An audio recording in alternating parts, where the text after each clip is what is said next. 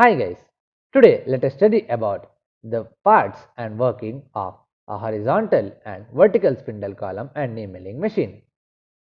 First, the horizontal spindle machine. Well, this machine has a horizontal position of the spindle and hence the name. This is used to cut grooves, slots, keyways, gauges, etc. Well, it consists of the following parts. Base. This is a strong and hollow part upon which all the other parts of the machine are mounted. It also will have elevating screws that raises and lowers the knee. Column. Well, this is a vertical hollow casting which is usually combined with the base. It houses the spindle and bearings as well as the drive units such as the gears, clutches and shafts. These are used for transmitting power from the electric motor to the spindle. Spindle. Well, this is a hollow shaft which is supported by the column with suitable bearings. This obtains power from the motor and transmits it to the arbor. The arbor will carry the cutter and will rotate about the horizontal axis. Overarm. Well, an adjustable overarm is mounted on the vertical column. This supports the yoke, which in turn supports the free end of the rotating arbor. Knee. Knee is a casting that slides up and down on the vertical guideways provided on the column. This is accomplished by means of an elevating screw provided by the base. The knee also supports the saddle. Saddle. This is mounted on the knee. The saddle is provided with two guideways on its top and bottom surfaces.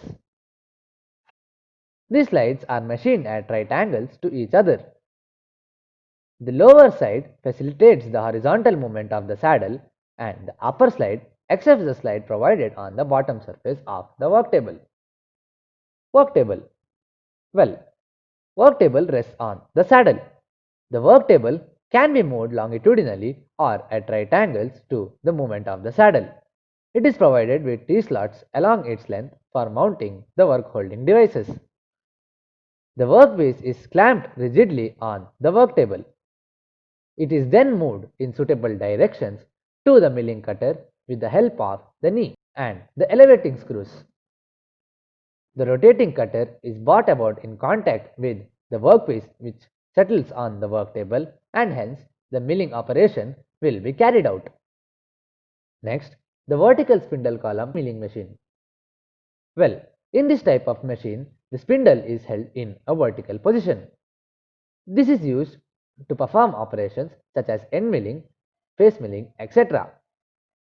Well, the construction and working is same as that of the horizontal milling machines, except for the fact that here the spindle will be in a vertical position unlike the horizontal milling machine where it is in the horizontal position.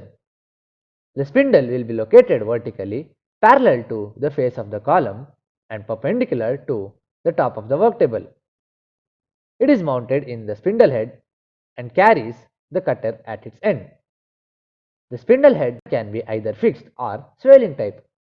If the spindle head is fixed, the spindle will remain vertical. It can be adjusted up and down to perform operations such as grooving, slotting, facing, drilling and boring. In the swiveling type, the spindle head can be swiveled at any angles to the surface of the work table. Hence, this will permit working on the angular surfaces of the workpiece. Thank you. Wow, that's impressive! You have completed a magic today. For more videos, subscribe. Join our Facebook group and Instagram page for group discussion and live magazine videos for exam preparation in an hour. We start at class-like community for students to learn from a friend in a simple way and support them in their own languages. If you are willing to be that one friend who saves us at the exam night preparation, then please join us by visiting classfly.in.